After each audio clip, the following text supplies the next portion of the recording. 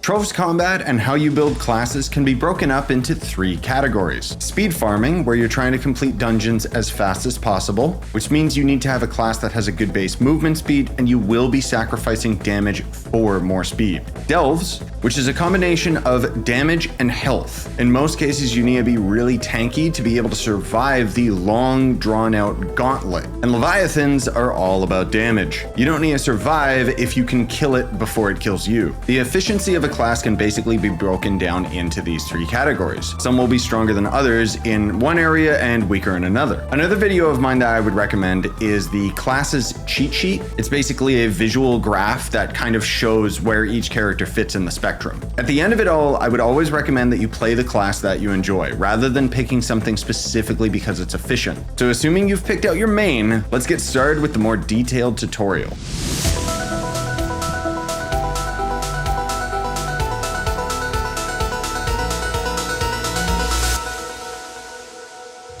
Gunslinger is one of the classes that is all around considered garbage. Okay, jokes aside, guys, Gunslinger did end up having a rework, but it wasn't a good enough rework to bring the class up to snuff with the rest of the classes. I'm gonna break the fourth wall a little bit here with this tutorial just to say that Gunslinger was one of the strongest classes in the game, and then they started to rework all the other classes, bringing them up to the same quality as Gunslinger, and then Gunslinger slowly got overshadowed. And then eventually, when it was finally time to give the Gunslinger its own rework and bring it up to the same quality as everybody else, it kind of got shafted. All they really did was just up a bunch of its damage numbers and not nearly enough to make it worthwhile. I'm not gonna say that you can't use the class, it's just kind of unanimously not recommended, but you should main whatever character you enjoy regardless of that. Moving on, the subclasses that you would want to pick with Gunslinger more than likely would end up just being sort of crazy. Lunar Lancer subclass ability. You can always use Solarian just because of the light value you'll get out of it. Knight can be okay just because you don't have much movement speed on this class, and having the extra mount movement speed can be very, very valuable to you. I've also heard from some people that the Bard subclass ability will give you a pretty decent movement speed boost, but all in all, I think Sorta Crazy is just kind of the one that triggers the most consistently. For your gear stat priority, you have 2 options. If you're trying to use the Gunslinger just for dungeon farming and whatever, you're gonna go for movement speed and attack speed. But if you're trying to focus on bosses, you don't need to have that movement speed. Bosses being Leviathans, Delve bosses and stuff. So you don't need to have the movement speed to travel from dungeon to dungeon. So you would swap movement speed out for crit damage instead, so that you have more raw damage to actually destroy the bosses. You have to have attack speed on your character no matter what though. Now, as for the crystal ring effect, there's a couple different options you have with Gunslinger. Berserk Slinger makes it so that when you run and gun, which is your alt, you gain Berserk, increasing damage and attack speed, but greatly reduces movement speed. In most cases, this is going to end up being your best option.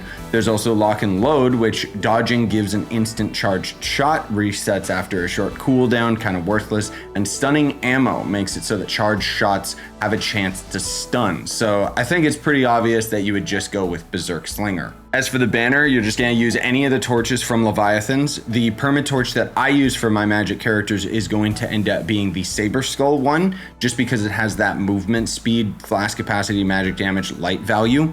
There are other options that you could craft, but for my money, this is the best one because you're gonna need all the movement speed that you can possibly get, just because this class has a very, very low base movement speed if you're using it for dungeons and not bosses. For your ally, you do technically have a couple options, like the Mini Water Mana Beast has like a lot of damage, but generally speaking, the only one we're going to talk about today is Starry Skyfire, just because it's going to end up giving you that extra cooldown recovery, because all of the damage of the Gunslinger, unfortunately, is tied to its ultimate ability. Starry Skyfire, of course, being obtained over here at the skill tree, and you're gonna kind of end up getting this guy anyway because you need this light stat, but we'll get into that in a minute. Orchian would be an okay one, again, if you're just trying to use this as a speed farmer because of that movement speed boost. And Orchian, of course, being a Paragon ally that you could craft right here. So yeah, speaking of the skill tree, you're going to end up going for the Life Leech node, the movement speed nodes, at least in my opinion, these are highly valuable. The light nodes and the damage nodes, of course, focusing on the magic damage skill tree rather than the physical that I have. So now let's talk about your flask options. In most cases, I always just use Death Defying because I'm lazy and I like farming without having to think about anything. However, you could end up using Conjurer's Crucible if you're farming dungeons, just because in this regard, you'll end up actually usually obtaining a lot more flask back whenever Magic Find triggers.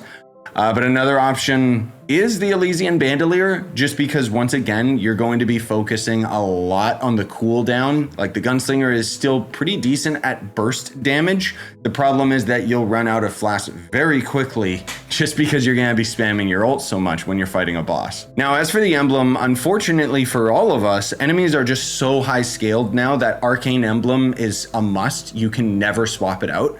But for your secondary emblem, you have a couple different options. You could end up using Sure Strike if you need that extra crit damage or crit percentage, sorry. And then you can eventually swap that out for Chromatic Emblem if you're fighting Leviathans and bosses because you need that cooldown, or Trailblazing if you're just trying to speed farm. The mid-game stat goal that you're going to be aiming for is around 80k magic damage, 60% and up of crit hit, trying to get that to 100% as soon as possible, and then 800% crit damage. This is again just a ballpark mid-game. Anything higher than that is obviously going to be great. Now, before we get into gem stats, I do got to mention a couple things. One, you gotta max out your character first. Before you even get to the point of looking at the gems and figuring out what stats to prioritize, you gotta get your class to level 30, man. I have too many times people ask, like, how can I make my PR better? And they're not even max level, because at max level, you'll be able to equip all of the gems in the first place, and they give you a huge power boost. I also do not build my characters for coefficiency. I wanted to elaborate on this in this video, because the reason why most of my characters aren't coefficient is because every class is not created equal. And so if you want to end up being the most coefficient with one laser focused class, it means that you, in a way, have to have your stats set up very, very specifically. So with that, I actually have my gems set up in such a way that I can swap them out to any class in the game and pretty much be able to handle anything. Eventually, I might end up making like a coefficiency guide or something when somebody ends up explaining to me every single nuance of all of the classes.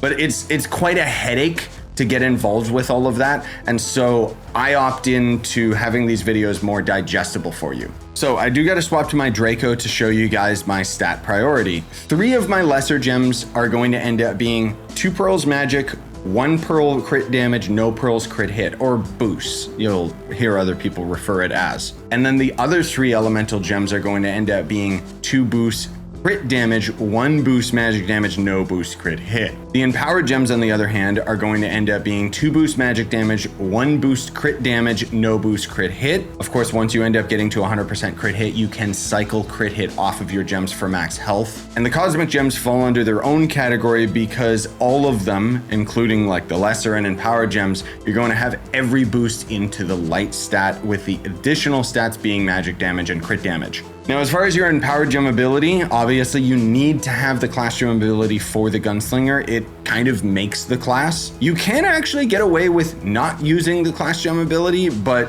generally speaking, it's a bad idea. Explosive Epilogue is a good option. And then for your 3rd elemental gem, honestly, it's kind of up to you. Cubit Curtain Pin be a good one. Pyrodisc is also a really good one just in terms of movement speed. And for the Cosmic Empowered Gem, in most cases, you would just go for Berserk Battler. You can use Vampirium for the movement speed, but if you have the Life Leech node out of the skill tree, then you won't need the Life Leech out of Vampirium, which is why Berserk Battler is usually the best bet, because it just gives you more raw damage. Now, as usual, I like ending these videos with, kind of breaking the fourth wall, talking with you guys a bit more candidly. I do appreciate the positivity and support that I've been getting on these updated class guides, and I apologize for how slow it is going trying to get these out to you guys. It's not that these videos necessarily take a long time to make. though they do, it's more so the amount of thought process and the mental state that I have to be in when I'm recording these. On top of that, you know, I record like maybe 10 to 20 minutes of footage, and then it takes a ridiculous amount of time to edit the video. We're talking like upwards of an hour or two, not to mention having to go through it over and over and make sure everything's working properly. I'm not trying to like justify it like, oh, I'm working so hard, guys, you should like the video. You should just like the video because it's a good video. And of course, for those of you that are wondering which class is next, we're going through all these classes in a linear order, so that means Draco is the next one.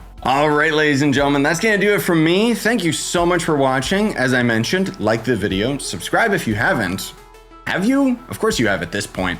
But you can leave a comment. That's something that YouTube vastly considers important in terms of the algorithm, or just watch one of my other videos. Speaking of my other videos, YouTube recommends this one, or you can check out my most recent upload right over here. I do have a lot of other videos that I've been working on for a very, very long time.